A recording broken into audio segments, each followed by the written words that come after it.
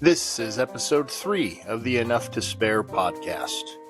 Here we help normal people overcome the overwhelm of emergency preparedness, food storage, financial literacy, spiritual growth, temporal and spiritual preparation, and physical and emotional resilience by sharing practical and tactical tips for systematically becoming self-reliant. We are your hosts, Logan Johnson and me, Val McQuiston. In today's episode, we'll pick up where we left off in episode 2.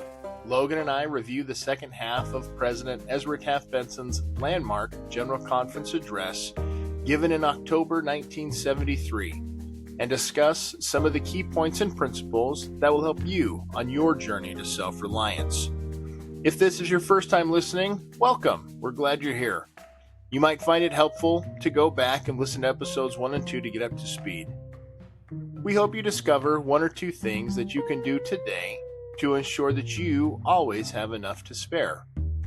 Oh, and while you're here, will you please consider those in your world that could benefit from these principles and share this episode with them? You never know when your invitation to listen will change their life. Someone, someday, may very well thank you for being so bold. For over 100 years, we've been admonished to store up grain. Remember the counsel that is given, said Elder Orson Hyde. Store up all your grain and take care of it. And I tell you, it is almost as necessary to have bread to sustain the body as it is to have food for the spirit. For the one is as necessary as the other to enable us to carry on the work of God upon the earth. And he also said, there is more salvation and security in wheat than in all the political schemes of the world. You know, well, in fact, can I keep going on this? Yeah. And then we'll talk about wheat in particular. So as to the foodstuffs, which should be stored, the church has left that decision primarily to the individual members. Yes. Which has got to be the case in a global church. Absolutely. You know, even in just in the Wasatch Front, I'm sure there's a massive variety that you could have. Some excellent suggestions are available from the Church Welfare Committee. All grain is good for the food of man, the Lord states, but he particularly singles out wheat, this in D&C 89. Dry, whole, hard grains, when stored properly, can last indefinitely, and their nutritional value can be enhanced through sprouting, if desired. It would be well if every family have on hand grain for at least a year. Wow, he even says they're grain for at least a year. And may I remind you that it generally takes several times as much land to produce a given amount of food when grains are fed to livestock and we consume the meat. Let us be careful to not overdo beef cattle and other livestock projects on our welfare farms. That's interesting. Unlike chickens, which are like garbage disposal, Right. from what I understand. Yes, they are. Can confirm. You know, as I read this, I felt guilty because in our food storage choices, we have moved entirely away from wheat. We talked about that little spreadsheet that we had put together, and you can kind of mix and match things in there to get your calorie count for the day. But for us, we tried wheat and grinding wheat and eating it. And when I was doing the math, I think at the time, flour was actually cheaper per calorie than the wheat was. And that's, I think, anyway, maybe that's not the case right now, but it was close enough that I thought I'd rather just skip the wheat part because I think I had more dense calories per box. So I felt like I was better on space. And then we love wheat products, and we opted to do more wheat. But in reading this, I feel like I need to go get some. We opted to do more flour. But in reading this, I feel like I need to go get more wheat. You guys have a lot of wheat, don't you know? We do have a lot of wheat. And it's, to your point, when it comes time to use it, I mean, there's ways to use the whole kernel, or wheat berry is another word for it.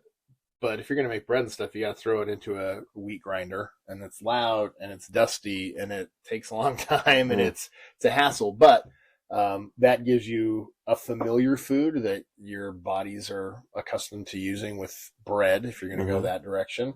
And then you can start to incorporate, you can do wheat berries as almost like you would use rice or beans. You can have salads with them. You can have the cracked wheat cereal is what I had as a kid. That's like a really hearty, almost like a steel cut oatmeal version of breakfast food. You can have that. You can put it in soups. There's lots of different ways to use it. And when I think about this, I'm really glad they gave the decision to primarily individual members, because in 1973, I don't even know that celiac was a word. Right. And there are people today that, have this reality that they can't do wheat. Mm-hmm.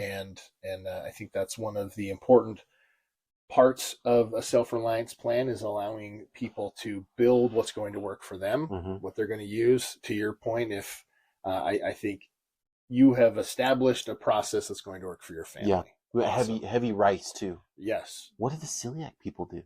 Heavier rice. They can do and rice. Beans. Yeah. Okay. Oh yeah. Well, rice is awesome. Like, I remember the price per calorie might have been the best, and we like the rice that the church puts out too. Yeah, there's a reason rice is like the most popular food in all of the world. It's as far as producing it and eating it.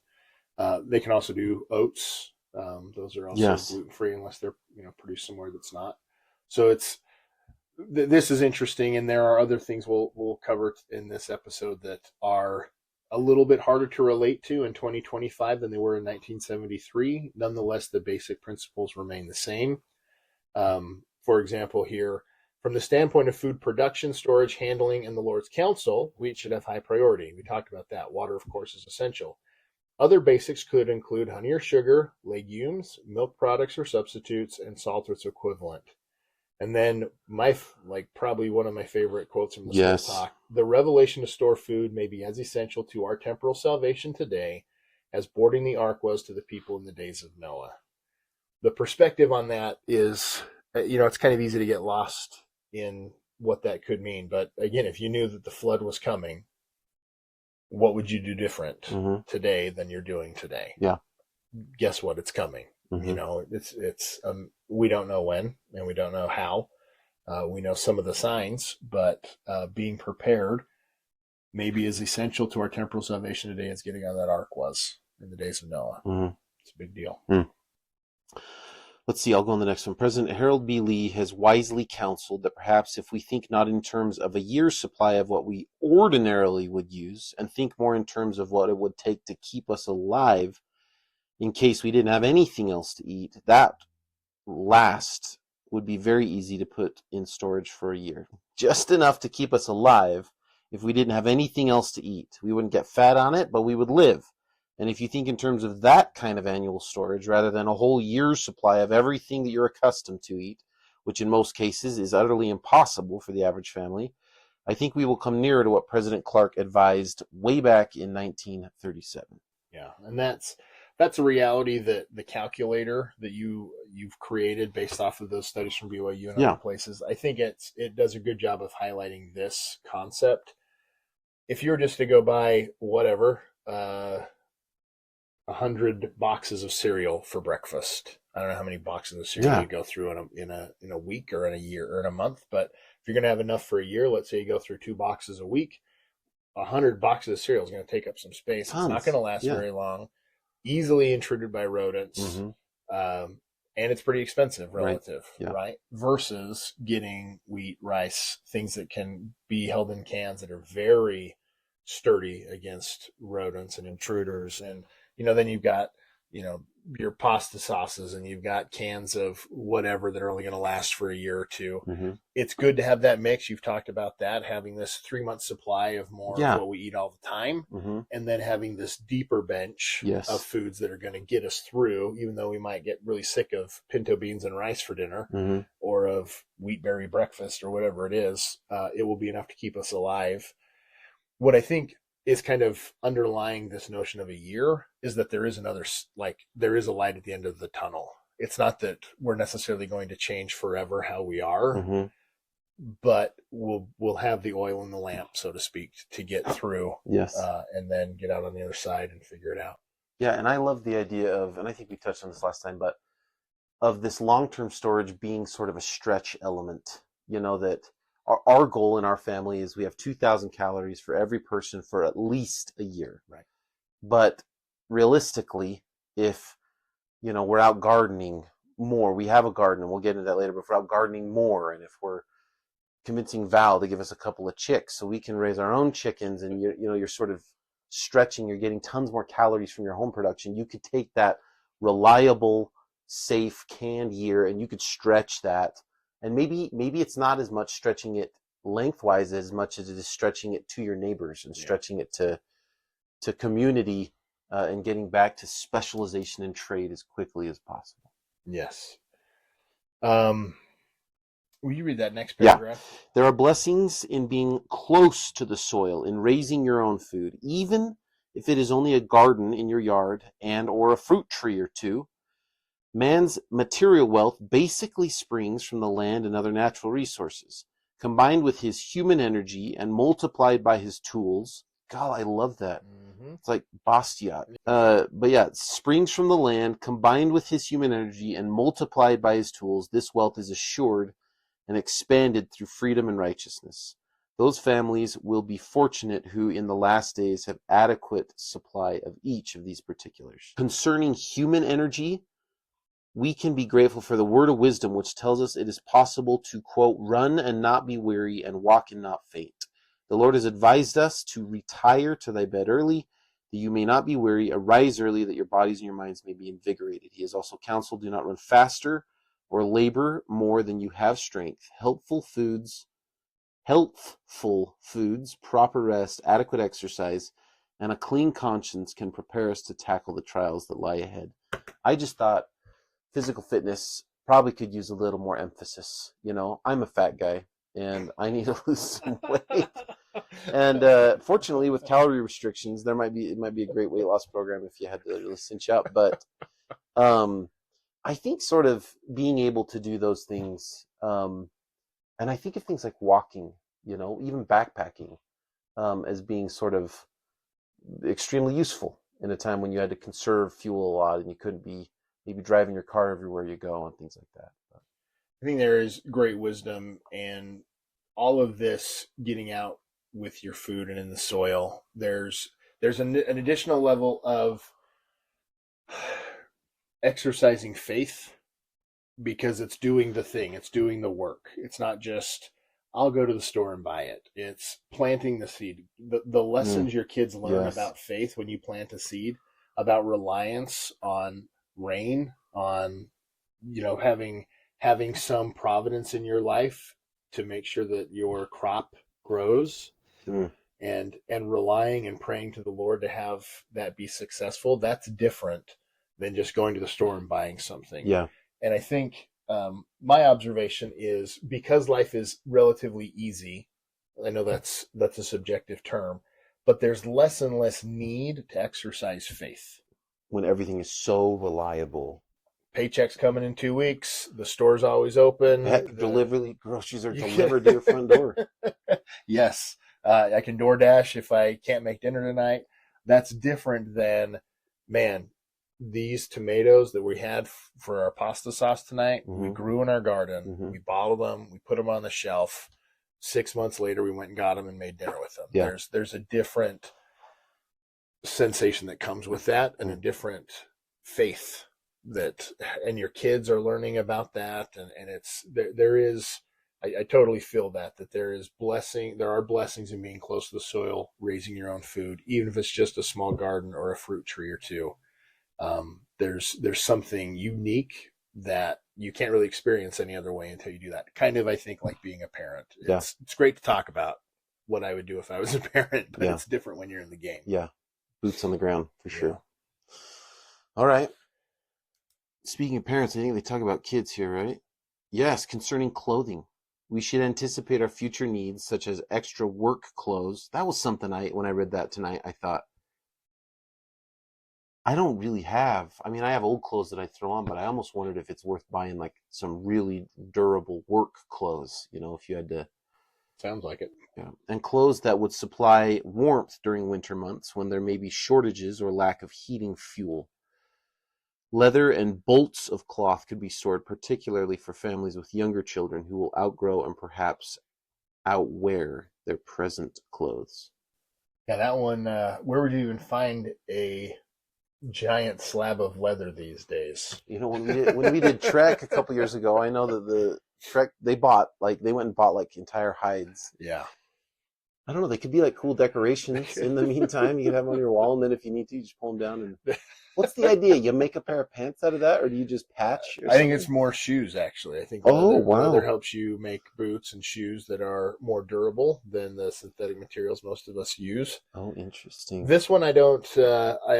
It's one of those things I just have to feel like I got to explore deeper. I feel like it's never been easier to have. In fact, I would dare say that most people today have probably 5 to 7x what they need in terms of clothing. Mm. Like people are trying to find room in their closets to fit Yes. more Yeah, clothing. that's true. So maybe we're already here on this Hey. one. Yes. You probably don't wait for your shoes to wear out before you buy the next pair of whatever Yes. you're buying. I see. So I suppose as long as you have the right kind, to your point, do I need to maybe get a more aggressive pair of boots or a more durable pair of gloves or, whatever, maybe that's something we think about. But I mean, my kids, I feel like we're at the point now, if we never not bought another article of clothing in our lives, we'd have enough. You might make Because Jake's fitting into my clothes. Jackson will fit into Jake's clothes. Tommy will fit into their, and Emma will eventually fit into Amber's clothes. So I'm not sure how much of that they need.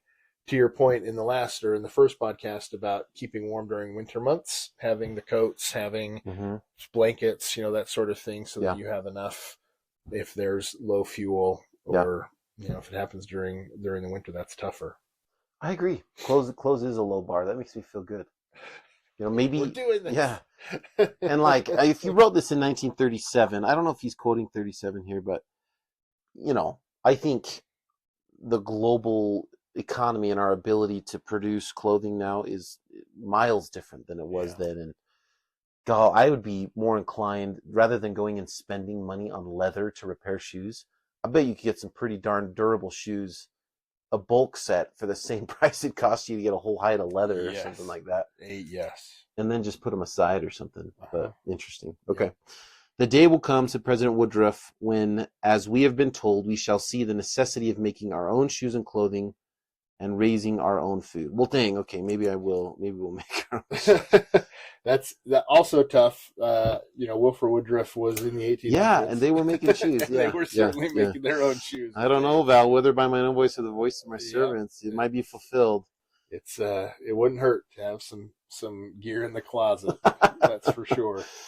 We'll leave that up to personal interpretation. That is, I think that's another big benefit here, is you get the chance to receive some revelation for your own family. Yeah, sorry.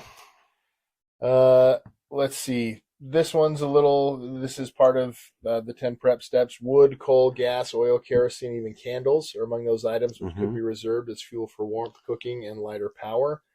We've talked about this a little bit. We have solar on our house. Yeah. That really wasn't a technology they could address back in the day. Yeah. That doesn't mean it will work in perpetuity. We had an inverter go out and we were without solar for about 6 months, which was a pain in the keister. And, whatever could happen to the grid or, EMPs and all of those things are another conversation, but it's something to think about. Some people have generators, some people have whole home generators. Yeah.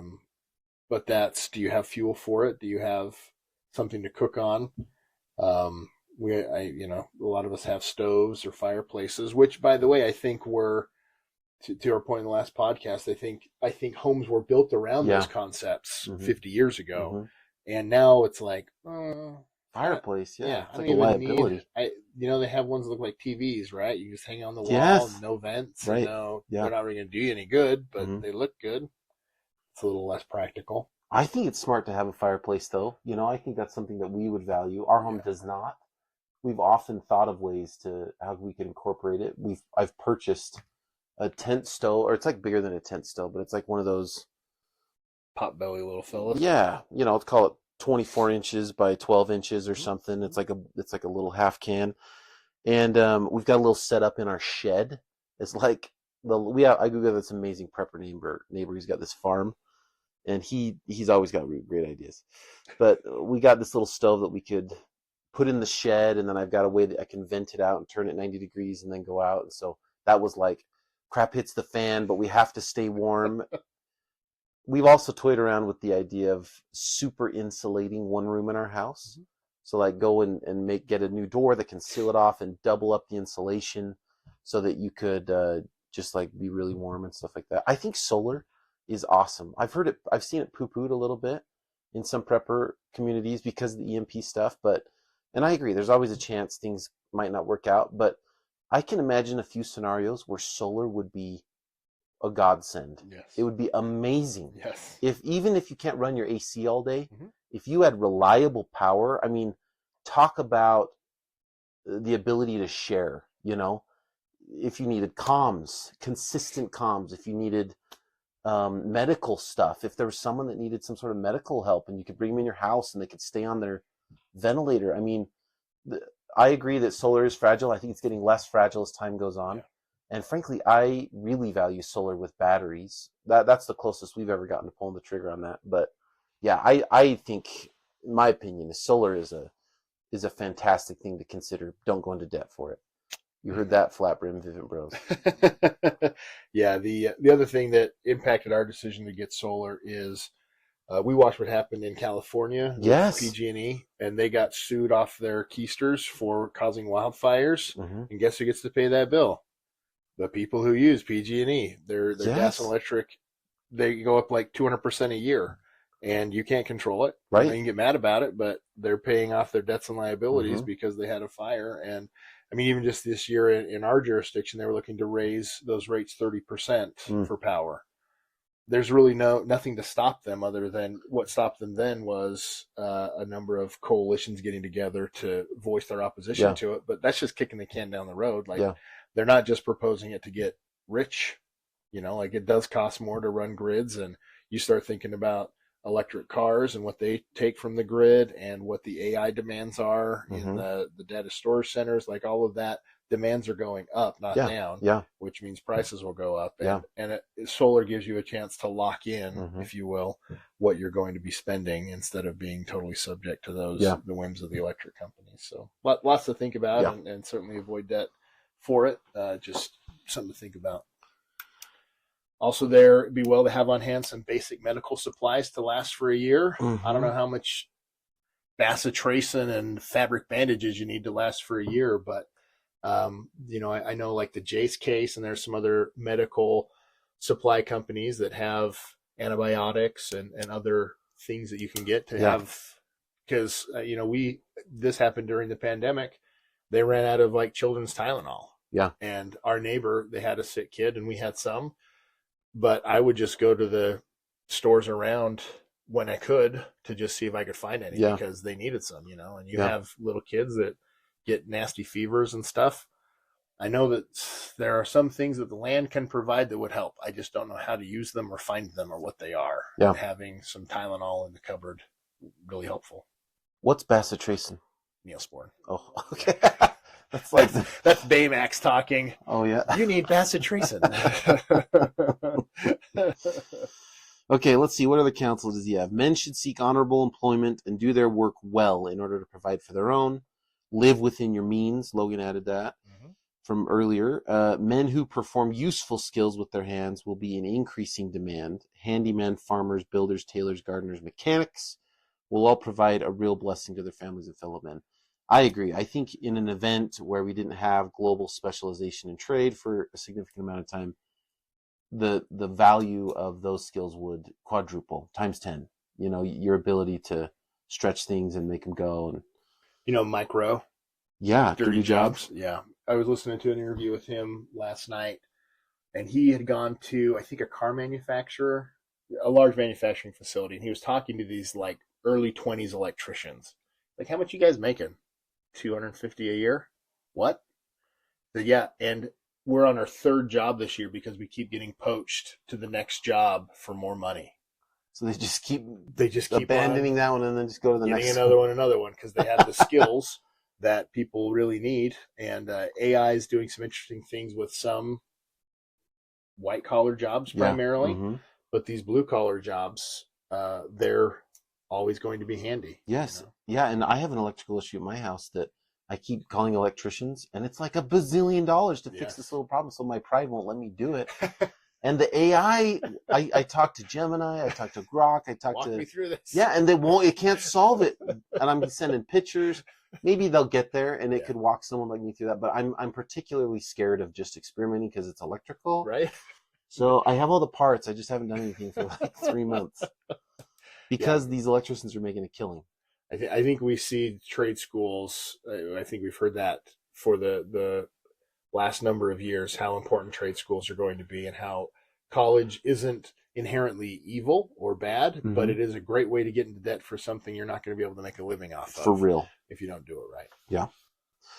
And that's from a couple of collegiately educated people here, right? You've got your master's, right? Yes. MBA style. And, I spent my time in college and graduated with my degree, and there was value in it. I will say I use very little of my degree today. Yeah. Not like you do.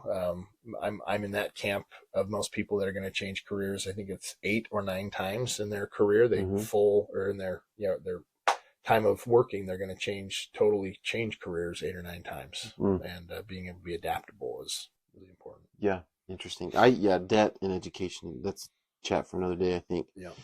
Let's see. Cash reserves. So it talks about having cash reserves because inflation can eat it. Well, hold on. That seems kind of, let me read this. The saints have been advised to pay their own way and maintain a cash reserve. Recent history has demonstrated that in difficult days, it is reserves with intrinsic value that are of most worth rather than reserves, the value of which may be destroyed through inflation. Interesting. So if maintaining a cash reserve, that's my biggest, like we just went through a period of massive inflation. I don't know if we got to double digits. I don't remember.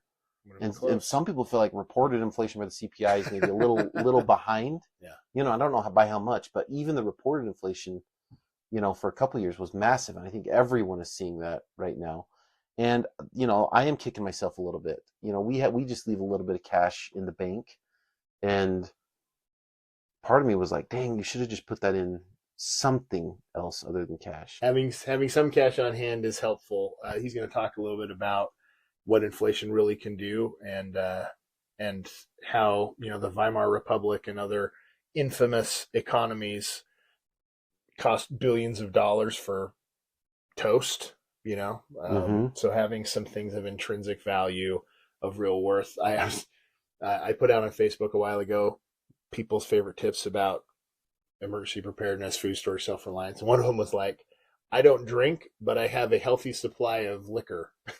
For like trading. For trade. You probably do liquor and cigarettes. You just got to tell your bishop, this is for food I promise storage. This is just an investment for the future. Because liquor probably lasts a long time on the shelf, doesn't it? Just gets better. Yeah. That's right, dude. What a horrible thought.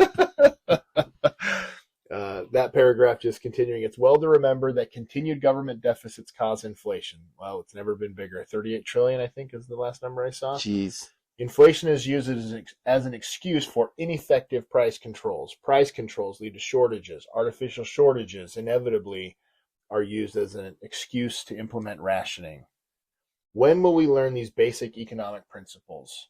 However, when we really get into hard times, said President Clark, where food is scarce or there is none at all, and so with clothing and shelter, money may be no good, for there may be nothing to buy. And you cannot eat money, and you cannot get enough of it together to burn it to keep warm. You cannot wear it. Yeah, and I feel like that goes back to the culture of preparedness. Yep. Like if everyone just got cash and invested in stocks and bonds, and there was a huge crash, and we had a culture of stocks and bonds, we're worthless. We're not worthless, but our ability to help others is massively Greatly collapsed. diminished. Yeah. This next paragraph is amazing. The strength of the church welfare program lies in every family following the inspired direction of the church leaders to be self-sustaining through adequate preparation. God intends for his saints to so prepare themselves, quote, that the church, as the Lord has said, may stand independent above all other creatures beneath the celestial world. This is that notion that you talk about of the need of community. The strength of the welfare program lies in every family following the inspired direction of the church. This is the community feel, not the hoarder, not the lone wolf prepper. It's getting your community to do it. One, it increases the amount of stores you have around, Mm-hmm. supplies. Yes. More than that, it increases the mentality of survival, of community, of helping one another because everybody's doing it. Yes. A thought experiment my wife and I do a lot is, maybe this is not a healthy thought experiment, but is imagine if there was war or bombs or just something that cut off trade. Imagine being in some locations where there are millions of mouths to feed and there are not millions of producers. I don't know how to say this best, but I feel like just basic math, it could be scary. After, I forget, was it 9 meals is something I read? 9 meals is like from order to anarchy is 9 meals or something like that. And there's nowhere I'd rather be than somewhere that has thousands and maybe hundreds of thousands of prepared households, that could weather a storm. I feel like that is where safety and prosperity will happen. Amen. How on the face of the earth could a man enjoy his religion, so Elder George A. Smith many years ago, when he had been told by the Lord how to prepare for the day of famine, when instead of doing so, he had fooled away that which would have sustained him and his family? This is a little bit of Jonah to me, right? Like, yes. Hey, bro, you knew what you're supposed to do and you didn't do it. How's that working out for you? Jeez. God's not an I told you so God, but nature is. He's trying to help you be prepared for it. Let's see. When will all these calamities strike? We don't know the exact time, but it appears to be in the not too distant future, and that was 50 years ago, 60 years ago. Those who prepare now will have the continued blessings of early obedience, and they are ready. Noah built his ark before the flood came, and he and his family survived. Those who waited to act until after the flood began were too late. Let us not be dissuaded from preparing because of seeming prosperity today or so-called peace. Then we read just this little segment. Yeah. This is about him dealing with Germany and the post-World War problems. And this is a rebuttal to a mental exercise that I've talked about before, which is it would have been better for most people to just save to save cash. I think of my buddy who went through Katrina. As long as he had a 72-hour kit, he'd have been better off with cash than food storage. But this, I think, is an example when that's not the case. President Benson says, I have seen the ravages of inflation. God, I can hear him saying this. Have you heard that talk? Yep. It's like that. It's got like that dramatic desperation in his voice. Yep. I think he's even getting emotional. I shall never forget Germany in the early 1920s. In December 1923 in Cologne, Germany, I paid 6 billion marks for breakfast. That was just 15 cents in American money. Yeah, for sure, don't save cash in that. Today, the real inflation concern is in America and several other nations. Wow, talk about an echo today. Yeah. Brethren and sisters, I know that this welfare program is inspired of God. I have witnessed it with my own eyes. I've witnessed with my own eyes the ravages of hunger and destitution as, under the direction of President of the Church, I spent a year in war-torn Europe at the close of World War II without my family, distributing food, clothing, and bedding to our needy members. I have looked into the sunken eyes of saints in almost the last stages of starvation. I have seen faithful mothers carrying their children, 3 and 4 years of age, who were unable to walk because of malnutrition. I have seen a hungry woman turn down food for a spool of thread. I have seen grown men weep as they ran their hands through the wheat and beans sent to them from Zion, America. Let me interject a quote here. This is maybe a tease for another episode. This is from Von J. Featherstone a couple years after this talk. I should like to address a few remarks to those who ask, do I share with my neighbors who have not followed the counsel of food storage, of Self-Reliance? And what about my non-member neighbors who do not have a year's supply? Do we share with them? Do we have to share with them? No, he said, we do not have to. We get to share. Let us not be concerned about silly thoughts of whether we would share or not. Of course we would share. What would Jesus do? Back to the Good Samaritan. Go and do thou likewise. Be a neighbor. I could not possibly eat food and see my neighbor starving. And if you starve to death after sharing, well, greater love hath no man than this. Amen. So he laid it down his life for his friends. I was talking to a friend at work who he's into home preservation, and he does a lot of canning and fermenting and other things. And he said, I would so much rather, instead of having a 2-year supply of food for my family, have a month's supply for 24 families. Yes. And go out with that notion of greater love hath no man than this, than the hoarding. Yeah. Great place to have your heart. Thanks be to God for a prophet, for this inspired program, and for saints who so managed their stewardship that they could provide for their own and still share with others. What a marvelous way to become a savior on Mount Zion. The time is about ripe, said President Lee, for the demonstration of the power and efficacy of the Lord's plan, which he designed as a light to the world, and to be a standard for my people and for the Gentiles to seek to it. May we ever remember the Lord's promise, if you are prepared, you shall not fear. Let us live the gospel fully, and may we recognize the infallibility of God's inspired word, whether by his own voice or by the voice of his servants, it is the same. The days ahead are sobering and challenging. Oh, may we be prepared spiritually and temporally, I pray in the name of Jesus Christ. Amen. So, some food for thought. I wasn't around in 73. I had to find this talk much later, and there's certainly been additional counsel since then. But the basic principles, if you go to the church's website today, are these. Save for a rainy day. Start small. Build a 1-month supply, then a 3-month supply. Have water, but get up to a year's supply. Get out of debt. Have a plan. The peace that comes with that helps you become a savior on Mount Zion, which is an interesting concept to think about. In the Good Samaritan parable, you'd much rather be the Samaritan who had something to share, even if it was the last of what he had to share. We don't know what percentage of his income this was, or his wealth, or his provisions, but we do know that he was insanely generous, especially compared to the people around him who just looked and walked on.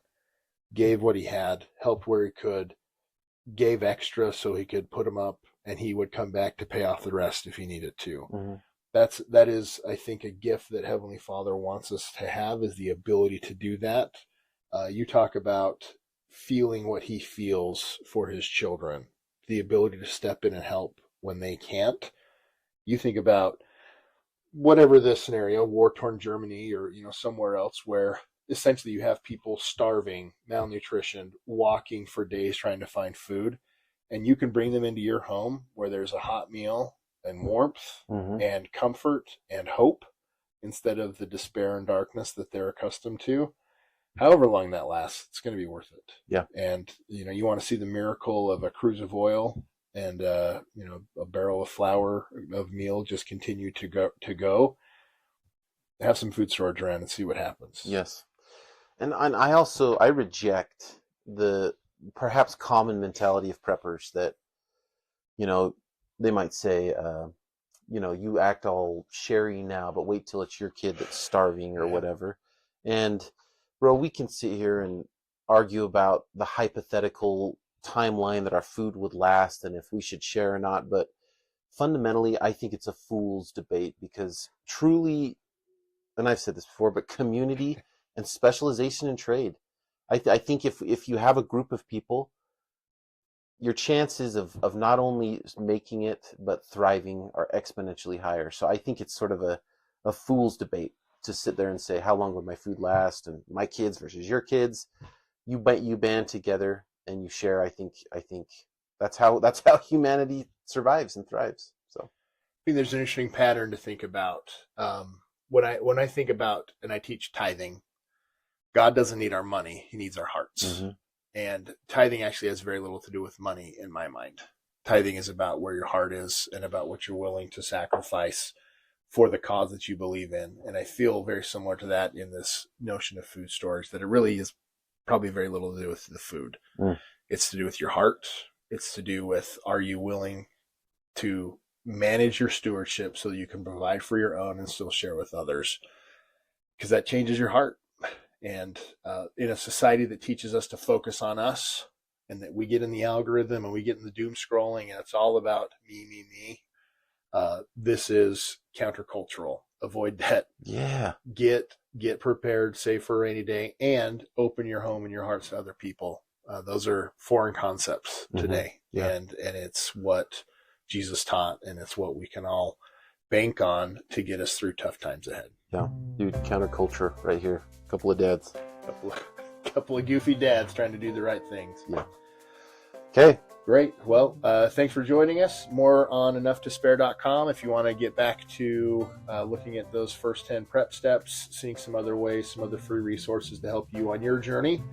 And we look forward to talking to you again in the future.